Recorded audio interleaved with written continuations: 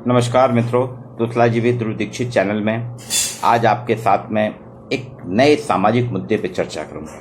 हालांकि मुद्दा काफ़ी पुराना है, नया नहीं है, लेकिन आज अभी मैं समाचार पत्र देख रहा था, आज के समाचार पत्र, तो फ्रंट पेज पे ही पत्रिका जबलपुर ने एक न्यूज़ छापी है। अंधविश्वास, जिंदा होने की आस में उठाया कदम, 2 घंटे नमक में दबाकर रखे बच्चों के शव। जी हाँ, पत्रिका समाचार पत्र ने छापी है न्यूज़ भोपाल की। भोपाल में हलाली नदी में नहाते समय मंगलवार की दोपहर 2 बच्चे पानी में डूब गए।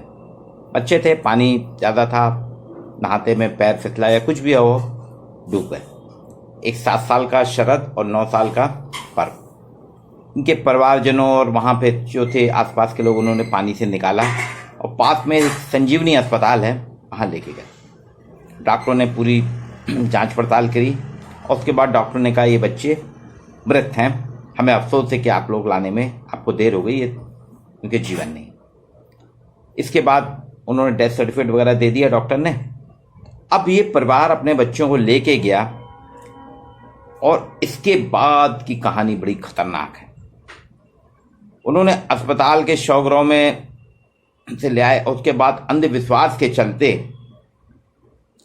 इन्होंने 2 घंटे नमक में अपने बच्चों को शव को दबा कर रखा। इनका कहना था कि ऐसा करने से ये बच्चे जीवित हो जाएंगे। अब इसको आप क्या कहें। भोपाल मध्य प्रदेश की राजधानी है, प्रशासनिक शहर है, साक्षरता दर भी यहाँ काफ़ी अच्छी है। यहाँ पे निजी शासकीय विश्वविद्यालयों की अगर गिनती की जाए तो 10 से ऊपर इनकी गिनती है। विश्वविद्यालय हैं यहाँ पे, तकनीकी संस्थान हैं, इंजीनियरिंग कॉलेज हैं, मैनेजमेंट के इंस्टीट्यूट हैं, सभी कुछ है, लेकिन अंधविश्वास भी है। एक और घटना बताता हूँ मैं, अभी पिछले महीने हुई थी महाराष्ट्र के चंद्रपुर में। वहाँ जादू टोना भी अंधविश्वास का ही पर्याय है। जादू टोने के आरोप में ग्रामीणों ने 4 महिलाओं और 2 बुजुर्ग लोगों को बांधकर इतना पीटा कि उसमें से 5 लोग आज भी हॉस्पिटल में हैं। ये वहाँ के खुर्द नामक गांव की है। इस निर्मम पिटाई का काफ़ी हल्ला हुआ था। महाराष्ट्र की अंधश्रद्धा निर्मूलन समिति है, अंधविश्वासों पे अंधश्रद्धा निर्मूलन समिति के कार्यकर्ता जब वहाँ पहुंचे, मगर अंधविश्वास जब समाज पे इतना हावी हो जाए तो वो क्या कर पाए। संतोष अंबिके ने कहा कि आज भी सभी आरोपी फरार हैं और हम ढूंढने का प्रयास कर रहे हैं। एक तो ये घटना और एक वो भोपाल की घटना। वास्तव में एक और घटना वायरल हुई थी कि औरत के दोनों हाथों को बांधकर लटकाया गया। वे गड़गड़ा रही हैं, आर्तनाद कर रही हैं, मार की पीड़ा से चीख रही है।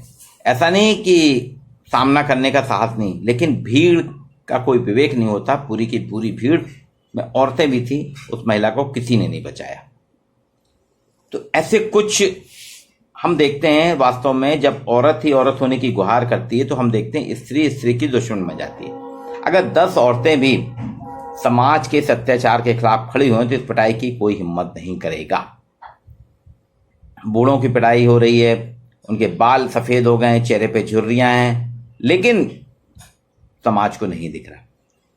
अब वहाँ पे एक्शन तो लेना ही पड़ेगा। ये मानसिक अपराधों को पुलिस जब तक पहुँचती तब तक इनका बहुत कुछ हो चुका होता है। हमारे देश में ऐसा बताया गया है कि महाराष्ट्र में जादू टोने के खिलाफ प्रतिबंधक कानून है, मध्य प्रदेश में है, छत्तीसगढ़ में, सभी राज्यों में है। एक अनुमान है कि भारत में हर साल करीब 240 महिलाओं को डायन बताकर मार दिया जाता है।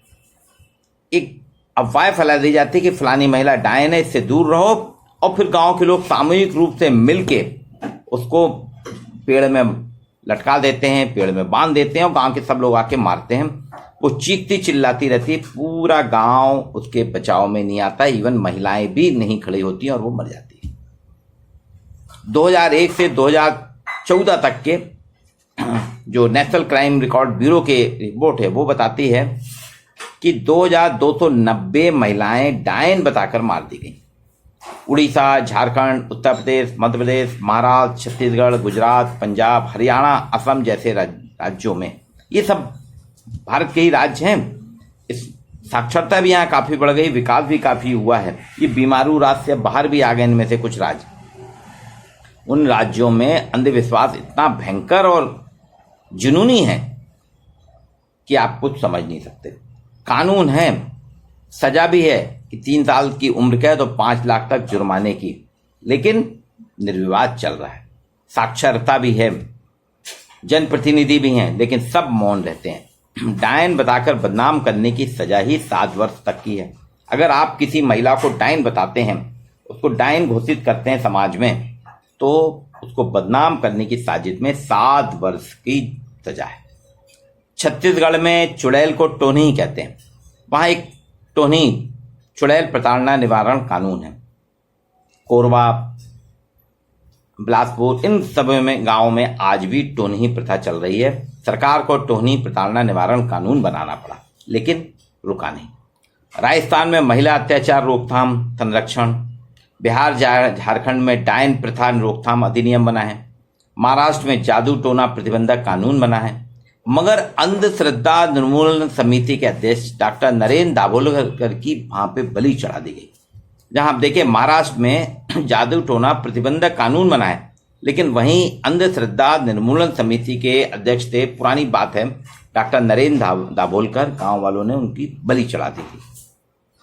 8 साल से अधिक हो गया है, लेकिन उनके हत्यारों की तलाश आज भी चल रही है, हत्यारे नहीं पकड़े गए। कर्नाटक में भी prevention and eradication of human evil practices and black magic act 2017 है। ये सिर्फ कानूनी उदाहरण हैं, किताबों में इनके है, लेकिन इनका क्रियान्वयन नहीं हो रहा। वास्तव में कानूनों का ये जो है ना, कानून का अर्थ तभी है जब इनका पालन हो। अगर इनका पालन नहीं हो रहा तो कानून बेकामी है, इनका कोई काम नहीं।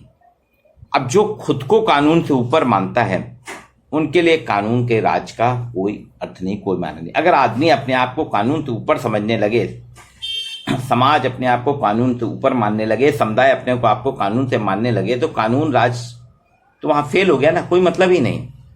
आज भी अगर आप जाएं भारत देश में ग्रामीण क्षेत्र, खासतौर से हजारों गांवों में सरपंच, ग्राम प्रधान, पंचायतें हैं, खाप पंचायतें, दबंगों के कानून चलते हैं। शासकीय कानून नहीं चलते, दबंगों के कानून चलते हैं। जिनके पास पावर है, जिनके पास शक्ति है, खाप पंचायत चलती है। एक और घटना है 7 दिसंबर 2017 की, नासिक, महाराष्ट्र के नासिक कुंभ के लिए जाना जाता है। ऐतिहासिक नगरी है, धार्मिक नगरी है। यहाँ डिस्ट्रिक्ट एंड सेशन जज यूएस नंदेश्वर ने 11 लोगों को उम्र कैद की सजा दी थी। क्यों?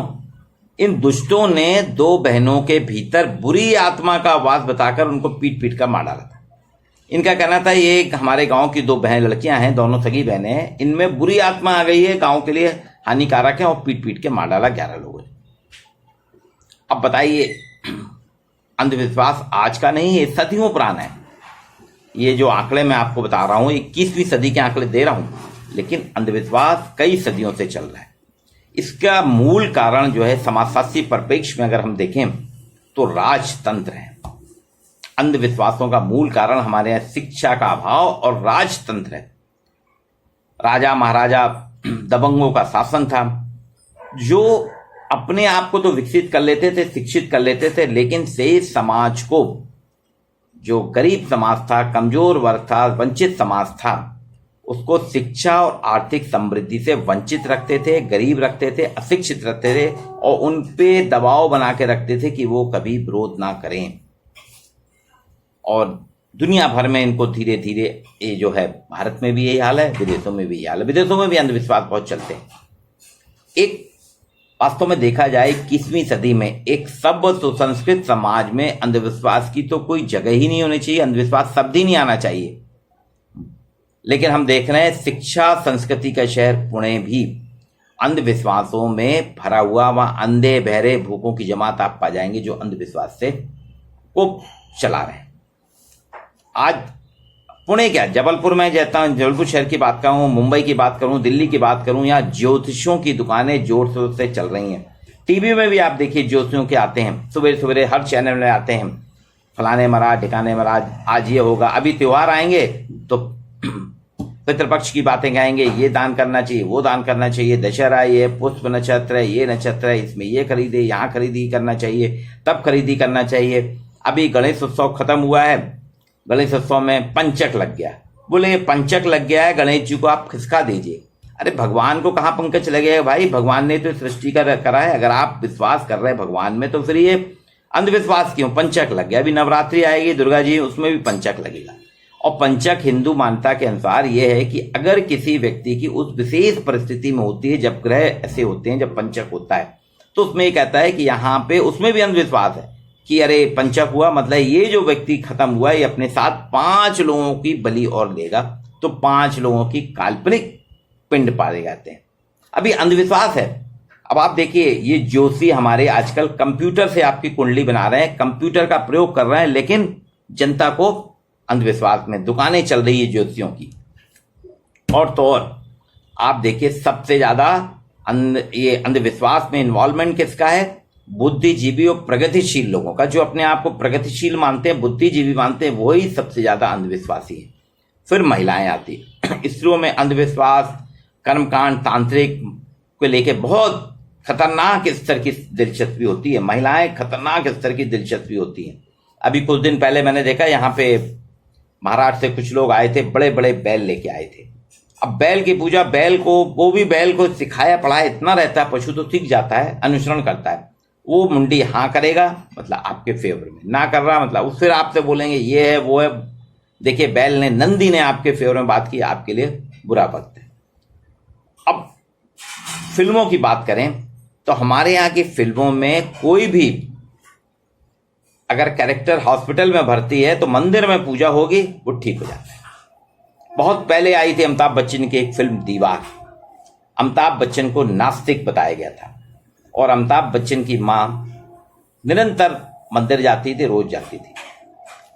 पिक्चर के एंड में मां बहुत बीमार हो गई और अमिताभ बच्चन के भाई शशि कपूर, अमिताभ बच्चन गैर कानूनी काम में लिप्त थे, उनको पकड़ रहे थे। पूरे शहर में नाकाबंदी हो गई और कहा गया कि अमिताभ बच्चन को पकड़ के लाना है जिंदा कैसे भी। अब अमिताभ बच्चन को पता चलता है कि उसकी मां बहुत सीरियस है, हॉस्पिटल में भर्ती है, सारे डॉक्टर लगे हुए हैं, इलाज चल रहा है, लेकिन अमिताभ बच्चन पुलिस से छुपते छुपाते मंदिर जाते हैं। पहली बार उस फिल्म में बताया गया, शुरू से लेके आखिरी तक। पुजारी भी वो उसी समय कहते जब मां आती थी प्यारम में, जब काम करती थी, गरीब मजदूर थी।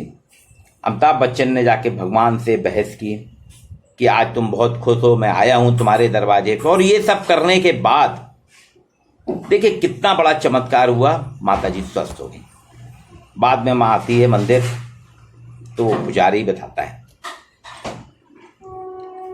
कि आज आपका बड़ा बेटा मंदिर आया था और आपके लिए पहली बार मैंने देखा, जो उसने कभी मंदिर की सीढ़ी नहीं चढ़ी, वो आज मंदिर आया, घंटी बजाई, उसने भगवान से आपकी दीर्घ आयु की कामना की। तो ये फिल्मों में दिखाया जाता है और इसमें लोगों की बहुत दिलचस्पी होती, खूब तालियां बजी, खूब श्रद्धा हुई। एक फिल्म आई थी जय संतोषी मां 70 के दशक में, जबलपुर की सुभाष टॉकीज में लगी थी। महिलाएं टॉकीज के अंदर जाने के पहले आरती करती थी, पूजा करती थी और अपने जूते चप्पल बाहर उतार के जाती थी। अब बताइए, चंद्रयान हम भेज रहे हैं, हमने चंद्रयान भेजा, मंगलयान भेजा, सब कुछ भेज रहे हैं, मुहिम है, लेकिन पूजा और ग्रह नक्षत्र भी देखते हैं। इसलिए हम कह रहे हैं भारत में वैज्ञानिक मस्तिष्क पैदा ही नहीं हो रहे हैं। हमारे यहाँ युवा वैज्ञानिक सोच ही नहीं है पूरे देश की। तो अगर इस प्रकार से युवा वैज्ञानिक सोच नहीं होगी, हमारे यहाँ के नेता मंत्री सब समुदायों के धार्मिक कार्यक्रमों में भाग लेते हैं, तब तक आप कैसे वैज्ञानिक सोच विकसित करेंगे? और अंधविश्वासों से समाज इसी तरह हारता रहेगा। अगर आपको बदलना है, चंद्रपुर में जो हुआ, नासिक में जो हुआ, पुणे में जो हुआ और अभी भोपाल में हुआ, महिलाओं को जब समाज वास्तव में जब किसी से बदला लेना चाहता है तो उसको डायन बता देता है, उसको डकैत में डायन बता देता है, उसमें किसी अदृश्य आत्मा का वास बता देता है। ये सारी चीजें एक तरीके से अपने वर्चस्व की लड़ाई। तो वास्तव में वैज्ञानिक सोच के बिना देश अगर अंधविश्वास में फंसता रहेगा तो उस देश का विकास क्या होगा हम नहीं समझ सकते। अभी आपने देखा होगा वैक्सीन आई कोरोना की, उसके लिए इतना अंधविश्वास किया गया। लोगों का कहना है कि वैक्सीन लगाने से हमको नुकसान है, नपुंसक हो जाएगा बच्चा, गर्भधारण नहीं कर सकती महिला। कुछ ने कहा कि वैक्सीन में कुछ ऐसे केमिकल हैं कि आपकी जिंदगी सिर्फ 10 साल की रह जाएगी। कई वीडियो आ रहे हैं, लोग आग देते हैं जिसका कोई तथ्य नहीं है। आदिवासियों ने भगा दिया वैक्सीन लगाने वालों को कि हमें वैक्सीन नहीं लगाना, हम स्वस्थ हैं, हमें कोई परेशानी नहीं है, हम वायरस क्यों करें। और हमारे नेता लोग भी पहले विरोध कर रहे थे वैक्सीन का, बाद में वही नेता जो विरोध कर रहे थे ना वैक्सीन का, उन्होंने सबसे पहले वैक्सीन लगाई। प्रधानमंत्री को भी आकाशवाणी से मन की बात में कहना पड़ा कि वैक्सीन ही कारगर है। अभी अब भोपाल में 2 घंटे नमक में दबा के रखे गए शव की ये जिंदा हो जाएंगे, ये पराकाष्ठा है। ऐसे कई दृष्टांत हैं। एक ऐसे हुआ था, एक पेपर में आया था कि एक के पिताजी का देहांत हो गया था, वो 3 महीने तक पिताजी के शव को कमरे में रखा रहा, पूजा पाठ करता रहा कि नहीं ये तो जिंदा हो जाएंगे। बाद में जब उसकी आसपास महक फैलने लगी, बदबू फैलने लगी, जब तोड़ा गया तो देखा कि वो अपने पिताजी की पूजा पाठ करता है।